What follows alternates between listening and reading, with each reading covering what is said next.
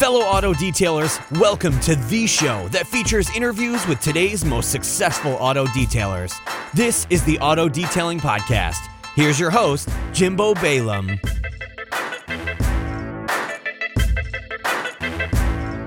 But anywhere close. Cool. So, welcome to the podcast studio. Well, thanks for having me. This is very official. I like it. Very official. So, what's up, everyone? Welcome. We're also doing a video version of this, and this is the first time in the studio that I've had a guest with the setup that my wife did. I'm honored. So, Thanks for being the first. Thanks for having me. I'm glad we could do this. And for those that aren't watching, this is Tim Coates with Ethos Car Care. Yep. What's your detailing company called? Adonis Detail. Okay, Adonis Detail. You told me that, but I didn't remember. No And you're local. You're from Carlsbad. Carlsbad, so North County, San Diego. Yep. Born and raised too. Born and raised, yeah. Local California boy. So, yeah, been there. Been detailing off and on last like decade and a half of my. How'd you get into detailing? Tell us the story. I've always been into cars. Okay. So from a young age, I've always been into bright, fast, loud. Ferrari Testarossa came out, and that was like my poster car. Okay. And my neighbor actually got one, and I was, wow. Young kid at the time. And dude, since I saw it, I just was fascinated by it. And come to me having my first car, it was a Not a jet black, Testarossa. not a Testarossa, unfortunately. Jet black Lexus. Okay. And you probably worked on Lexus paint. Yep. Very, very soft, very finicky. Yep. What Lexus was it? Was it an IS? GS 400. GS, nice. Yeah.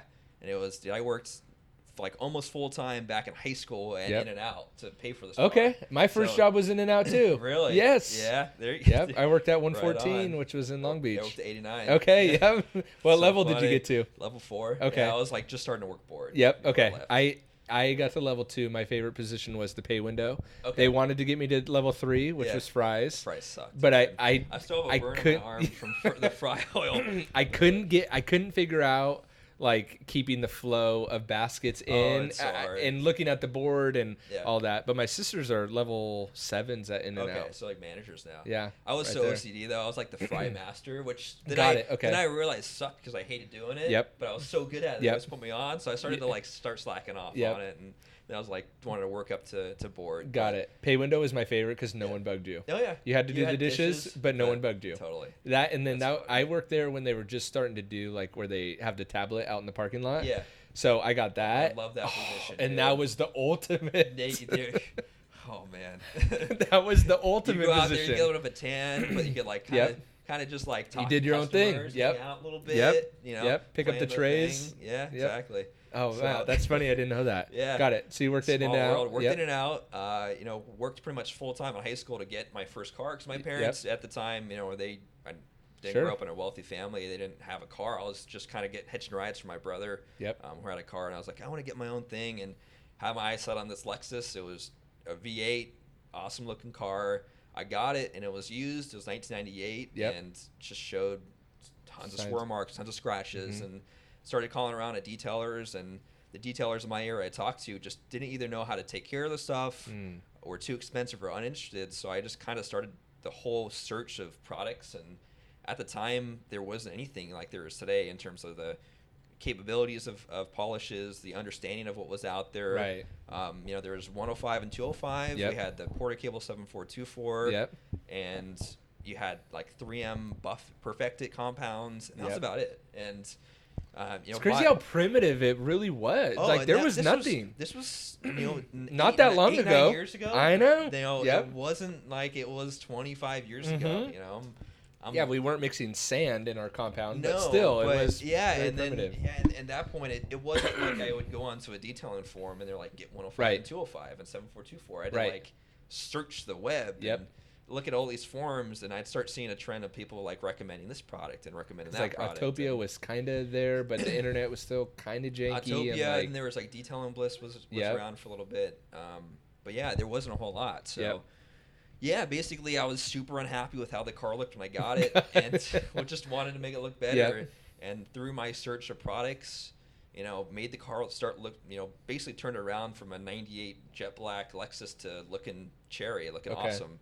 And my buddies were like, dude, your car looks great. Like, do my car. Started doing their cars. They told their parents and started doing the parents' cars.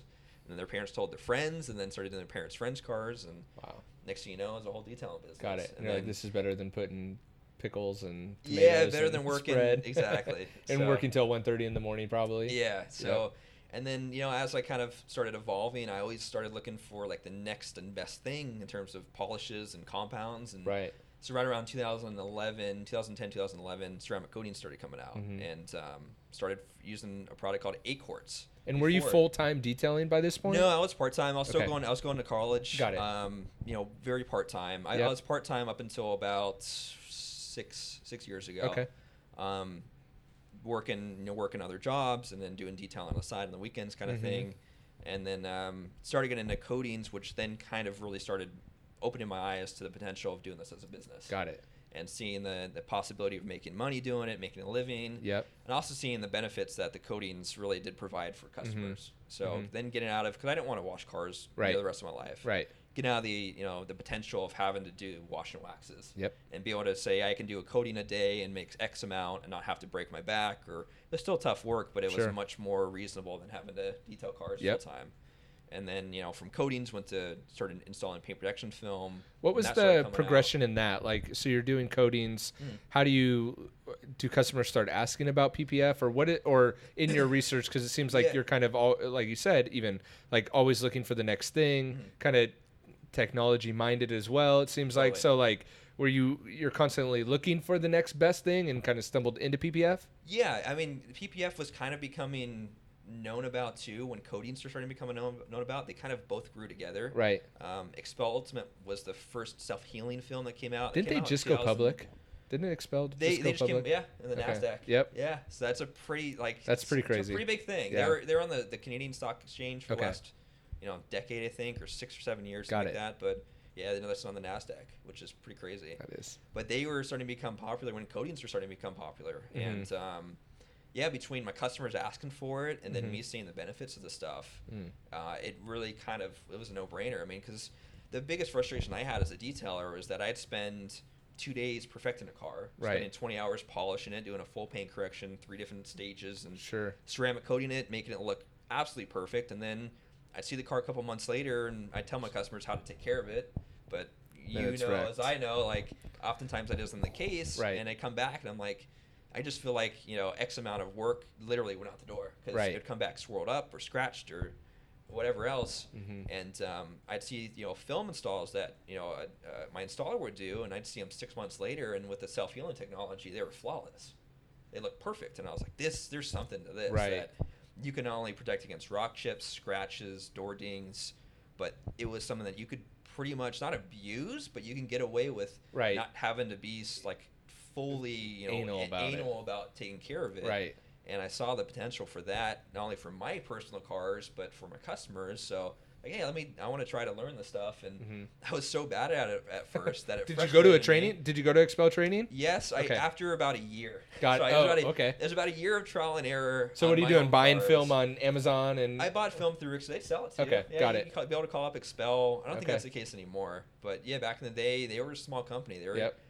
When I went to Expel for training, they had a warehouse, maybe a 5,000 square foot warehouse, where they had distribution, training, everything. It was me and 2 other guys in training. Now they have like 12 people every week. I mean, it's like I said, the industry is exploding. Blown up, yeah. But yeah, I did about a year of just messing up film. It's just kind of installing it, going, that doesn't look right, pulling it off, and trying and sucking and being bad at it. I'm like, I'm gonna go to training. It's gonna make me awesome installer. Went to training, came back, and I was like, that was it. that was, man. I feel like I'm in the same spot. So that's how dents were for me. I tried to, not to interrupt, but I tried to go to dent school. And it was like, dude, it's an art. And they said the same thing. Like, it's every day you got to practice for a couple hours, and then if you have a knack for it, a year. Yep. If you don't, probably a couple. And I was pretty fortunate to where either my stubbornness or hard-headedness or work ethic, I was able to get pretty good at film pretty quickly. Got it. Where before, when I got into it, it was kind of the very beginning of the trends. Like, the people that were installing film before me were like, they were installing film back when it was glue with some plastic. Like it was just basic urethane, not coated. Like they've been doing it for 15, 20 years before I got into it. Got it. I was kind of part of the first wave of like detailers and people starting to enter the industry with no previous experience. Okay. So for my learning curve was expedited pretty quickly. So I got to a pretty competent point fairly fast. At least what I felt was competent, and I was able to, I learned from a couple other guys that were doing it for a long time that showed me some, custom install techniques, and I was using it every single day, just spending extra time wanting to learn it, because not only did I see the profit potential of it, but I saw really the value of it long term for customers' cars and the benefits. So yeah, it's been interesting seeing how things have evolved, and now in my personal business, film is almost outweigh what coatings do. I do more film by 4 than ceramic coatings, and now I'm seeing the trend in paint protection film is that when I first started doing paint protection film, we do like bumpers and headlights, and we do the rest of the car with a coating. Right. Now I'm seeing most people wrap on the whole car in paint protection film and not even thinking about the coating, because they're like, well, my film's coated, because films are coming with coatings now. Right. Now they can wrap their whole car, and they don't have to worry about scratches, chips, even minor like parking lot damage. Like I've had customers come back to me after getting like a minor fender bender in a parking lot, or scraping against their garage door or like a parking post, and the film gets screwed up, but 9 times out of 10 we'll pull it off. In the film. Just in the film, we rewrap it for a couple $100. Right. And they're off. The car's brand new. It saves them from body shop repairs and saves them for everything else. So yeah, I mean, coming back from 2011 when I first started doing film, where people were kind of like not really sure about it, doing maybe like a bumper or whatever, to now it's there's such a saturation or benefit of full body wraps that everyone seems to be going that route, and it's a pretty expensive thing to do, but not in relative to how much repair costs now of these vehicles, especially the more technological they get, all the sensors in the cars, the finickiness of paint jobs now, and the different stages of clear coat and how they're painted, and the different type of materials used to make the cars. So everything seems to be kind of going in that direction with it, which is been cool to see. But at the same time, it's been a lot of change too, a lot of different like trial and error, finding things that worked and didn't work, and everything that kind of led to where it is now. Was it easier for you to get a shop saying that you did PPF versus like detailing? Because I know that for my shop, it's like I don't do detailing. I do a podcast and a YouTube channel. Yeah, I had to say exactly. So the city I live in, Carlsbad, actually pretty much bans my business. I went to them and I was like, look, I do this and that. Yep. My business obviously is Adonis Detail, has detail in it. But I'm like, look, we do paint protection film. I use baby shampoo and water and alcohol. And they're like, nope, it's automotive. Like, really? In all the city? Yep, nope.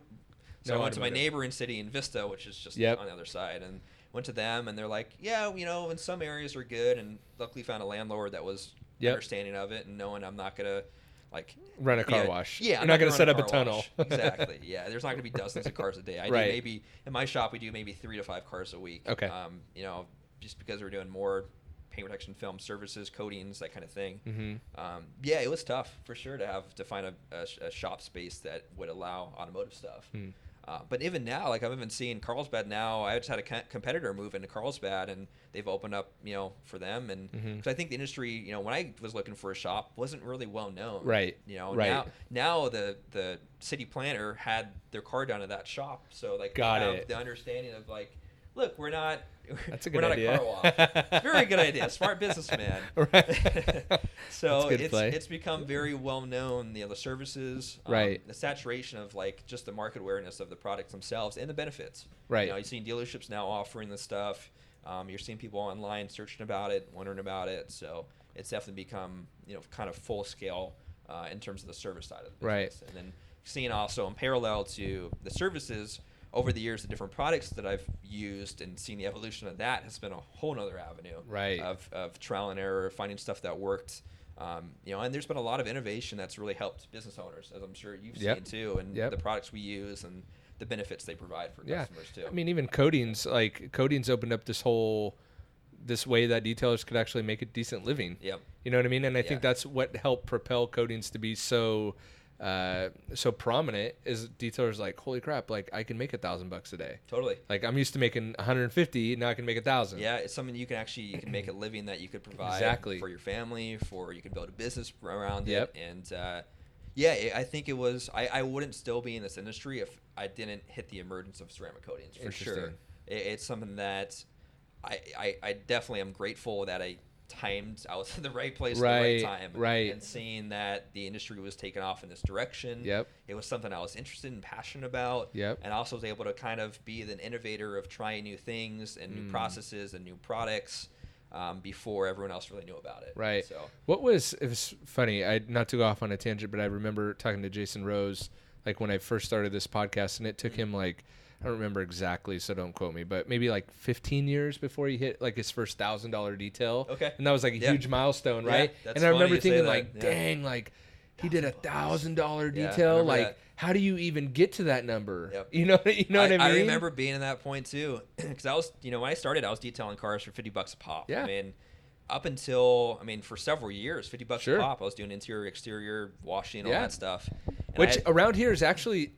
That's a going rate. That's a going rate. That's pretty decent. Which is a decent detail going rate. Too. Yeah. I mean, people And around the country crap on it, but you can make a living doing that. You still. definitely can. It's still a thing. it's a tough go and it's a hard go. Yeah. But it's doable, and I don't know. But yeah. Yeah, and I remember making that, I was like, I'd do 3 cars a day. And I'm like, God, I'm a 20-year-old kid making $150 a day. I'm doing doing pretty good for myself. Yep. I got my buddies are working in and out, making $30 or $40 a day, and I'm like, yeah, it's not a bad process. And then I got tied into this is at the point where detailing forums starting to take off, and got tied in with some other professionals, and they were doing full paint corrections, and they were making $600 to $800 a car. I was like, dude, if I could make $600 to $800 a car, like 1 car a week, baby, in 2 days, man, I would be doing well. Yep. And so that was like the benchmark. I did like my first paint correction was like $400. How'd you get that job? Did you just upsell a customer? I had a customer. I'm like, dude, let me do this new process. I want to like test this stuff out. And I think at the time the Griot's 6-inch DA was out, and that was like then the microfiber cutting pads. That was a big game changer. That was a game changer. I'd say that was probably the point where you went from rotary and a wool pad and 105 to a DA with a D300 compound, finished with a D301. When D300 came out, that was a big game changer. Big game changer for sure. And that was right about the time that I did this detail for $400. It was a Porsche Jet Black Panamera. And it took me about a day and a half. It looked awesome when it was done. And I was like, $400 and one customer, man. Like, this is something. This is something. Cool. This is cool. And from there it kind of just went up. And then, $1,000 paint corrections. And then we started getting into coatings. $1,200 to $1,500 a coating, and that is it weird how it becomes kind of not normal, not to like check us out, we're getting $1,000 every car, but it's like it's weird how it's something to be proud of. It's something to be proud of, right? But I like a couple tickets that I've sold like $1,200, $1,400, $1,700. You kind of when you take a step back, you're like, whoa. That's a lot of money. It's a good amount of money. That's like good money, you know, for a few days' work. Totally. And I think that's part into what we've seen in the emergence of the industry and competition and people have entered the market because you guys are seeing the end result of years and years of previous effort and thinking they can jump in and just hit that mark.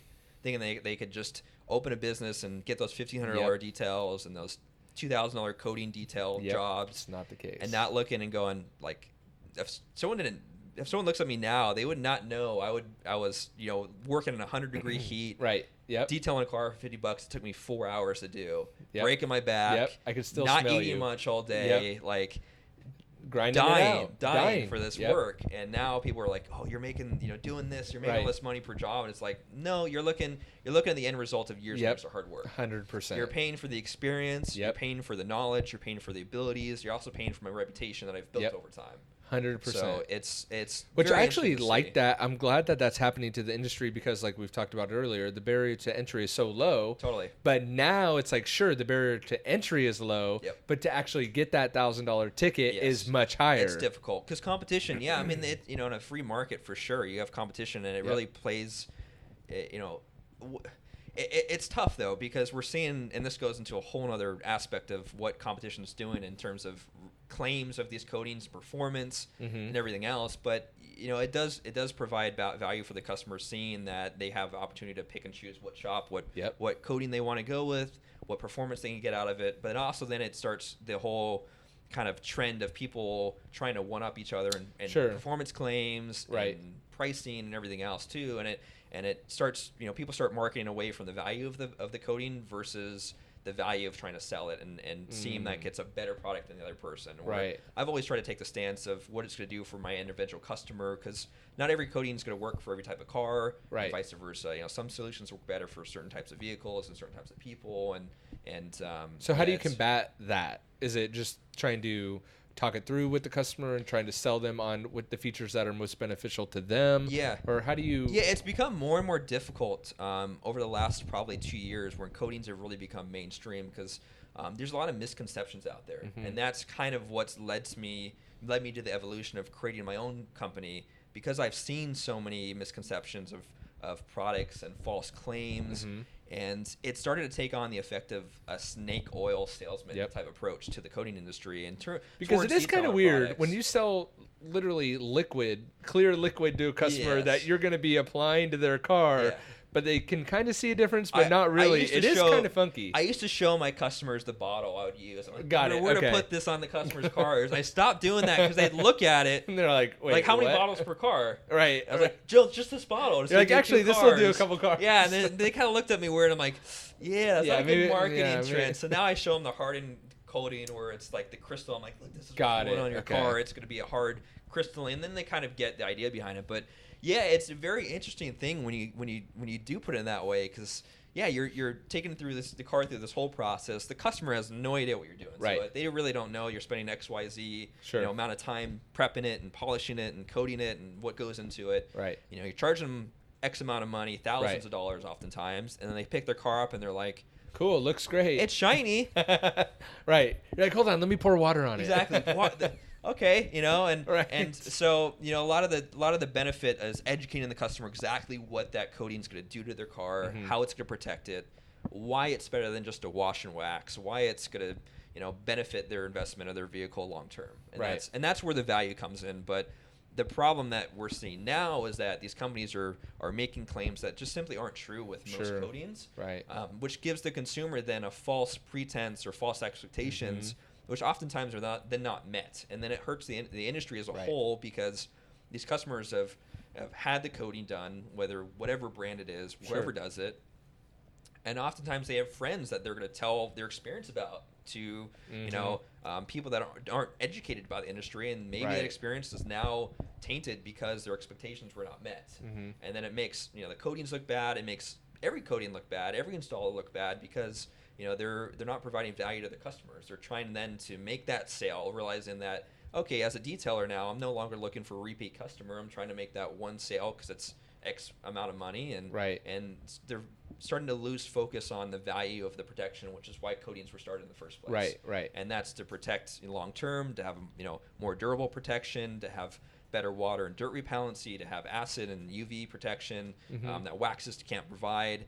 And so it's been interesting to see in the last year or so of how things have evolved, and that's kind of come full circle to why I started my company is to try to be ethical on how we presented our products. And that's really the name behind Ethos is becoming that brand that's had really premium products that were quality, but that then presented things from an ethical standpoint, because I started seeing that there wasn't really a governing factor in the detail industry. There's no ASC certification, as we talked about, for mechanics. There's nothing really where people can go and get it accredited that was then kind of representable across all the brands, all the markets out there. Sure. So I started seeing the trend that coatings were going and products were going, and saw how it was hurting my customers and potential customers, and wanted to do something about that and still provide quality products and value and some innovation that I thought from my years of experience could be provided to the market and to customers and to professionals.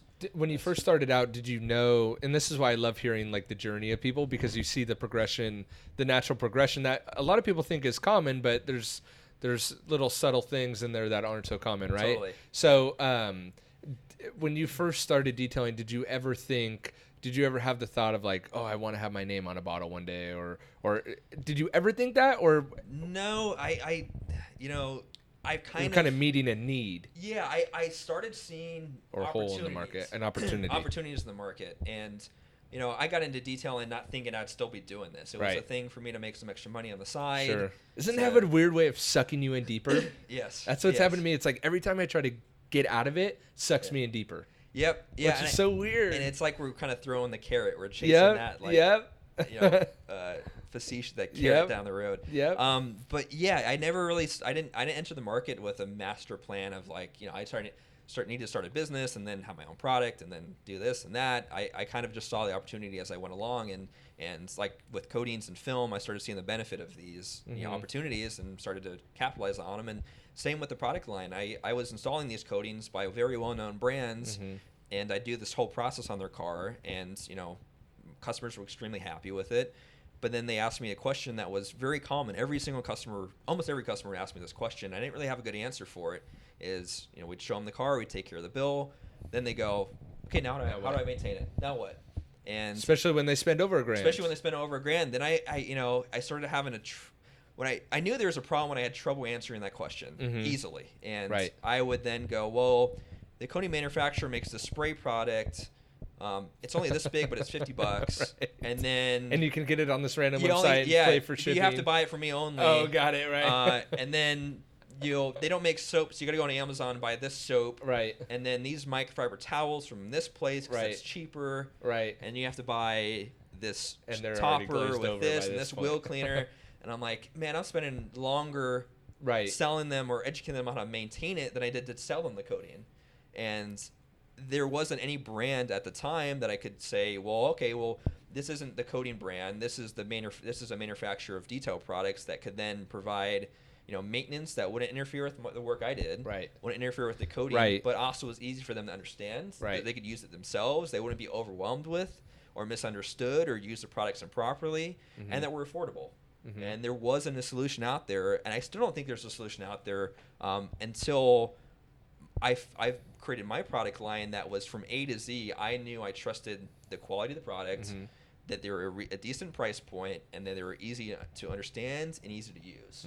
And that was really what I started to see an opportunity and led me on this journey now almost 3 years later to the point we're at now. Right. And that's been an easy journey either to find quality products, to understand how to use them and how to educate people to use them, and how to market them in a way that people would pay attention to them when there's dozens of products almost a week, it seems like, coming out.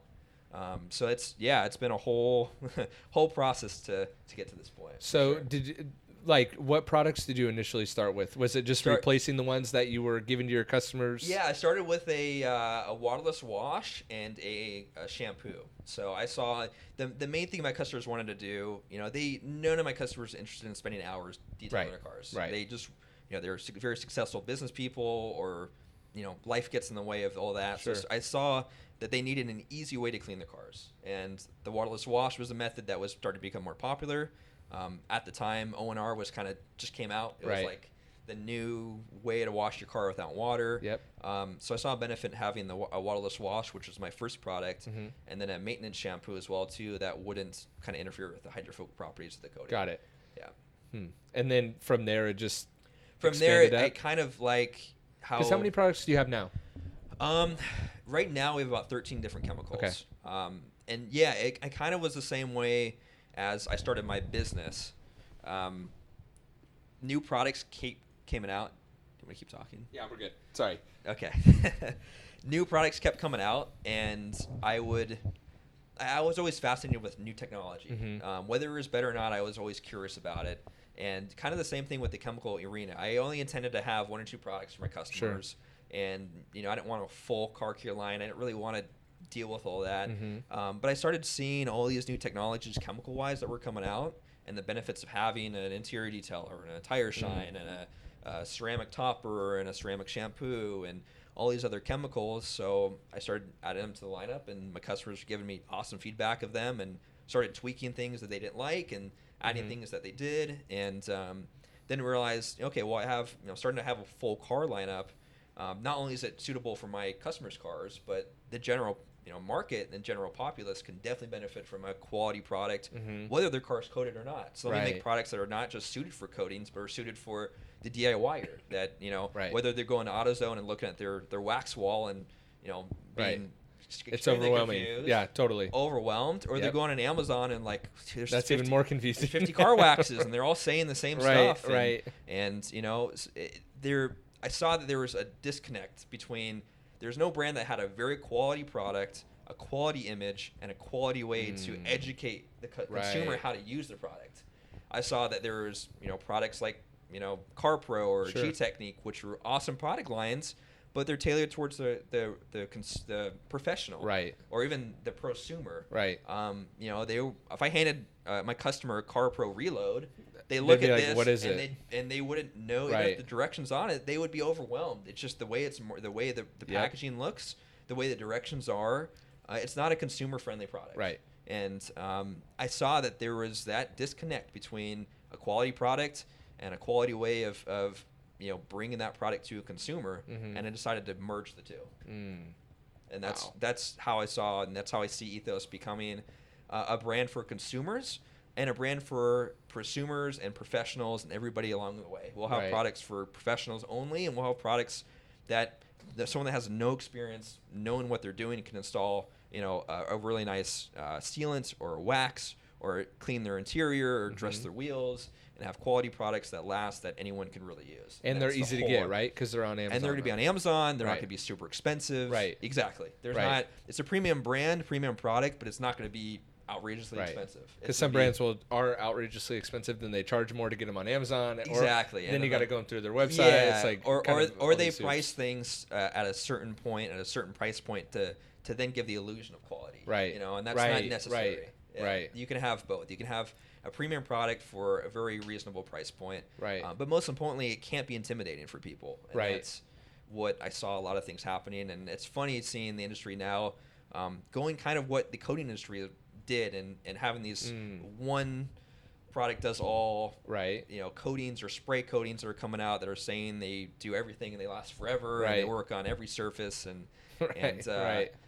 It's become, as with your YouTube channel, you've seen and you put them all to the test, yep. and it's we know what's legitimate and what's not, and right. I guess it kind of goes back to that snake oil thing, and it was frustrating to me seeing my customers lose their money or lose their expectations on these claims and these products and these services that just simply weren't performing like they should, and I didn't see anyone doing the right thing, so to speak, in terms of having a service or a product line that was actually providing value and innovating in a way that benefited people. And that's, I'm pretty passionate about this stuff because it was upsetting. Right. It was as I meet a guy that was making a living doing this. Yeah. Not really having control of what others were doing in the industry, saying like, this doesn't feel right to me. Right. This doesn't feel like we're making, we're providing value to customers, where I feel like we're now just trying to take advantage of the trend. And that's not going to be sustainable. Yep. Yeah. That's what I saw when I started the podcast. Even it was like, like I told you earlier, I was doing a lot of lot washes, and I was getting my products from basically a jobber. Yep. So I was getting like out of a van or exactly. They happened to have like a little warehouse, but it was little, and where I think I was fortunate was I got to see products for what they were, because their branding was so ugly. Yes. But I saw like, wow, this really ugly car soap does just as good of a job. Works really well. It works really well, right? So I got this. It's $5 or $10 a gallon. 100%. So I got the blessing and the curse of seeing products for what they kind of are. Totally. Which is, it's also a curse too, because it's like, it's hard for me to spend $45 on a gallon of soap. Yes. Because it's like, oh gosh, like I could get it for 10. Totally. And does it not smell as good or whatever? But is the end result just as good? Yeah. But so when I started doing the podcast, a lot of it was like, well, I'm not using any of these fancy products. And then when I started to use the fancy products, actually, some of them sucked. Yeah. And I was like, whoa, because they got a good label, like it sucks. Totally. Now, like what I told you earlier, and I tried to set up your products behind us to be cool. But what I like about your products is like, they look cool. Yep. Which is a big factor. It's important. It's important, and it's like, it doesn't look homegrown. Yep. Right? Even though it is, which I think is an asset, and which is cool. But it's like, I would want to use it. I want to use it. I would want to support your brand because it looks cool. Yep. And I'm not just saying that because you're here and you didn't pay to be here or any of that. But not that we have to worry about that, but you never know, right? Totally. So, and I forgot where I was going with that. But it's part of the whole experience, and that's the one thing I really. This is actually the 6th revision of branding I've been through. And I'm so I've had embarrassed several. because you sent me products and I never saw the bottle in the label, and I mentioned it, and then after I mentioned it, I'm like, damn it, they're in all the labels. It's like, utilizing it's the blank subtle. space, man. I like that though. Yeah, so this is the 3rd name and the 6th revision of marketing or branding. Do you have Do you have just a knack for branding and marketing? Do you have a guy that or a girl that does it? This is all me. I didn't design it. I had the idea behind it and the image I wanted to go with it. Got it. I'm just curious. I like learning things. I like innovating. So I've always been into developing my business, working out of my garage, basically being able to I had to compete against the guys that had full detail shops and employees and marketing divisions and everything else. So I always had to be kind of a scrappy to understand and to learn new things. Bootstrapped. Yeah, I guess bootstrap is a good way to do it. Like learn my own SEO and YouTube marketing and writing blog posts and figuring out what camera I needed and how to upload images and all that stuff. So this was kind of a result of that as I took some of my experience building my detail business to then go, okay, well, I built my branding, I built my image, which is a premium brand and a premium image, and let me do something of let me build the product line I would want to see.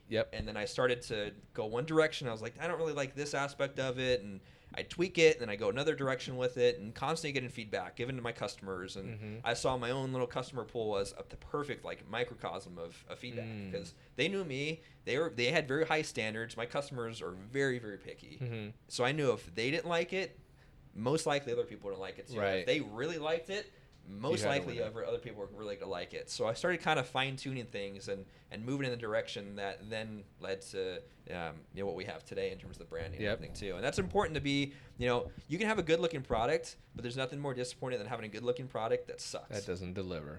Yep. It's like going on a date with a really cute girl and they're just nothing above the eyes. Nothing up top.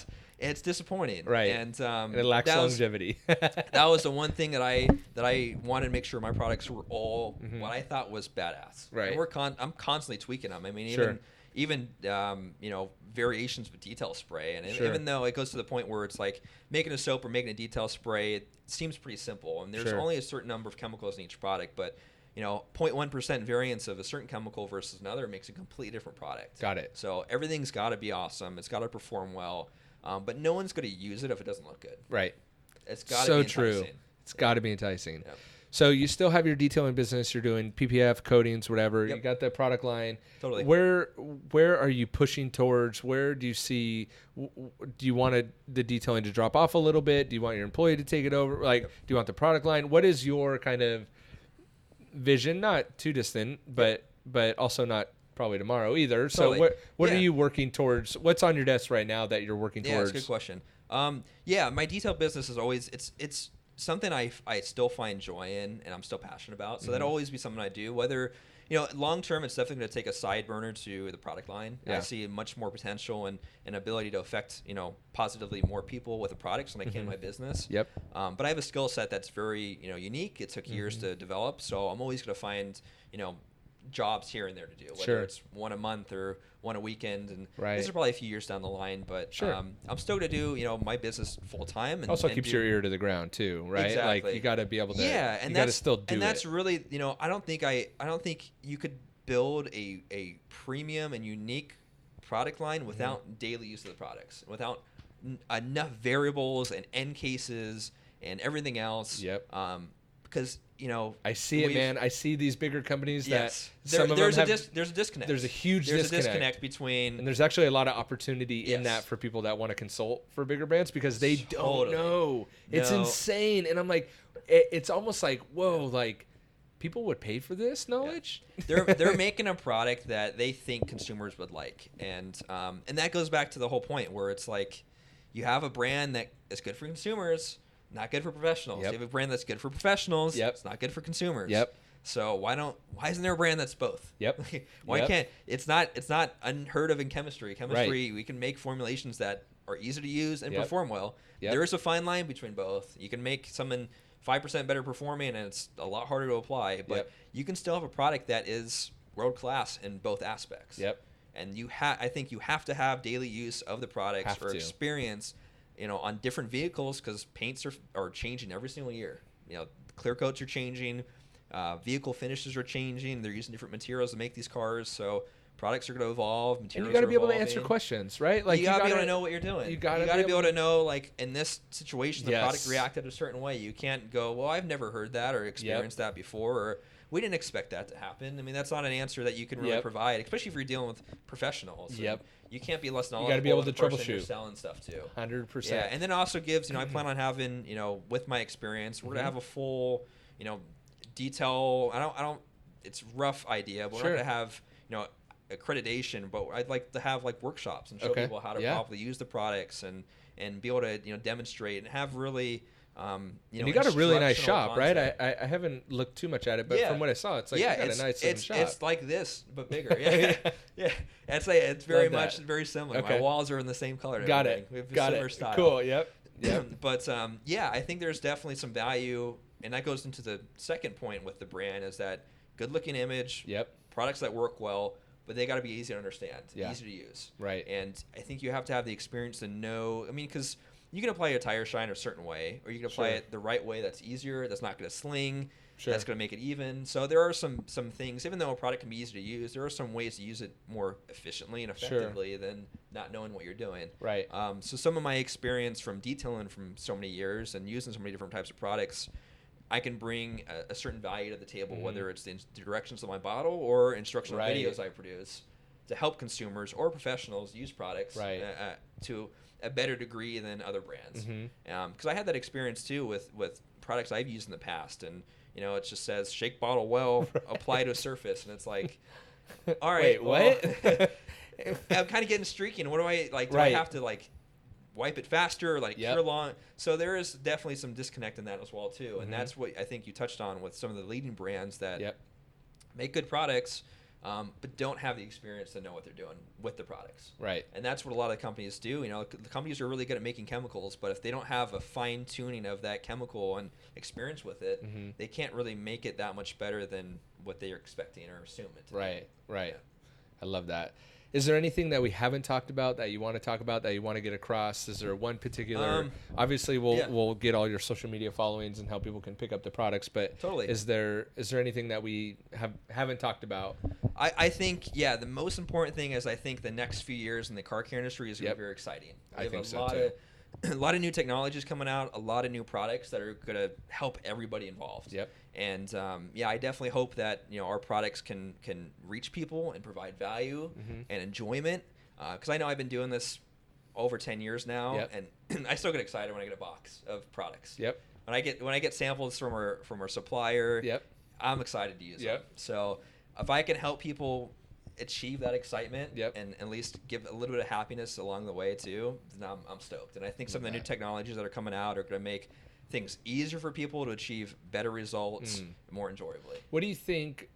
I guess this will be the last question. What do you think? Because here's my opinion. Coatings got really hot, and I see them, the professional, quote unquote, professional coatings, not fading, but like you've even said, like PPF kind of overtaking it a little bit. And then with the rise of like these DIY ceramic, quote unquote, ceramic coatings coming in, I feel the market for the professionally installed coating kind of that, and also the margins being so high in it, people are willing to undercut other people, and so the pricing's coming down. That becomes a cycle. So my personal opinion is that I think the professionally installed ceramic coating, like we've known them, market is going to sag a little bit. It's changing. It's going to change for sure. Right. We're going to start seeing, and the economy's also been really, really good too, and that's helped a lot of businesses take off, and there's been a lot of money in the system.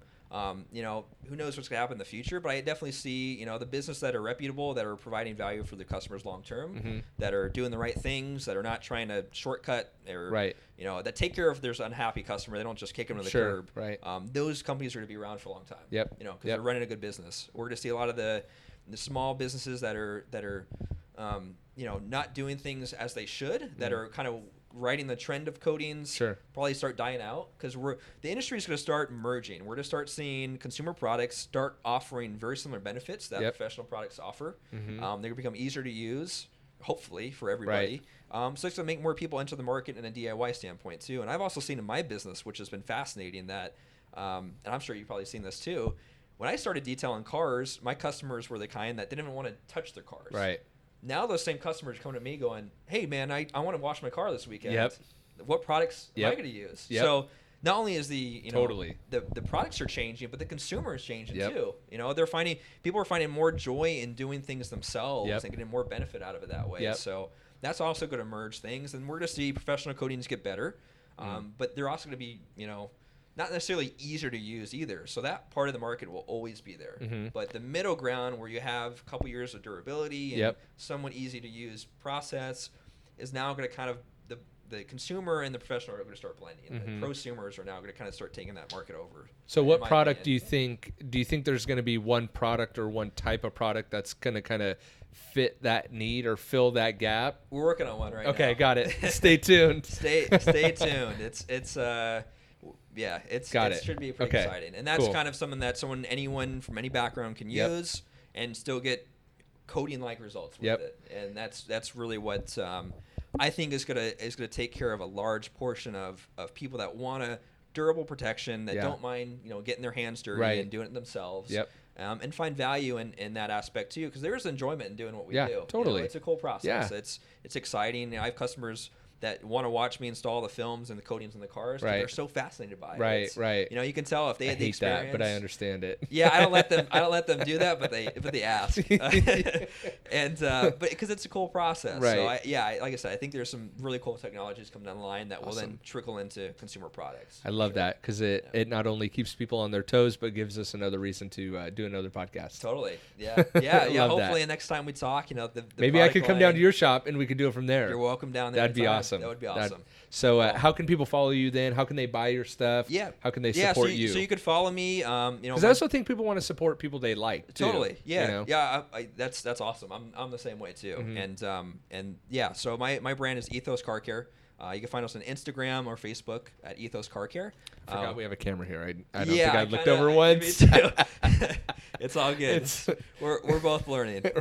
Yeah. So you can follow me both on both those channels. A Facebook group as well too. It's called Enhanced Car Care. That's more of a private group. We have a little bit more inside info, kind of feedback Okay. as well too.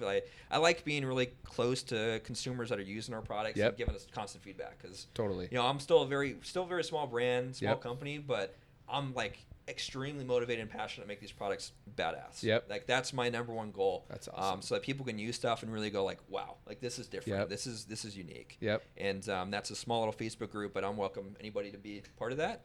And my detail business is Adonis Detail. You can find us on Instagram and Facebook as well. And you have a YouTube channel for that too. And Awesome. mostly just me walking around my cars showing off Yeah. the work. So, but yeah, That's fun. either one. I'd love to meet some of your followers Heck and everything yeah. too. So Awesome. I know it's how I got connected with you is your Yep, YouTube channel. totally. So- Yep. And I just think that in a world where the world that we're in general, people, and I think it's going to ring true even Yep. further, is that people want to connect with cool people that they can resonate with, Totally. and then through that support those people to see you grow. And that's why I love. It's kind of.